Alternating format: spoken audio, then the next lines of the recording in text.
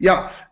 Coming back to your question from Warsaw, yes, I think that the ideology of the last two Tsars in particular was the root cause of the problem in terms of obstacles for Russia to develop on constitutional lines.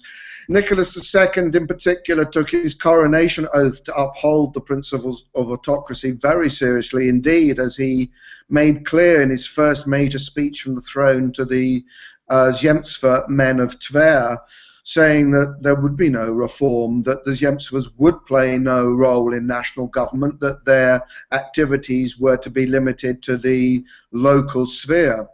And he would never really give away the idea that a constitution should develop. He was prepared for political reforms, and as you know, I'm sure, in 1905, when he was faced with losing his throne in the revolutionary turmoil, the general strike of that year, Count Witte, his prime minister, ultimately persuaded him to concede political reforms. But even then, he wouldn't grant the word constitution.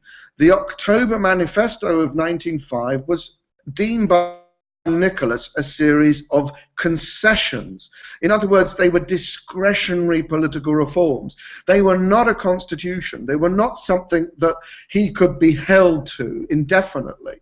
And as I think as the later history of the Duma period bears out, having granted these discretionary reforms, October Manifesto, Nicholas then, once the revolutionary crisis had passed, began to roll back those reforms.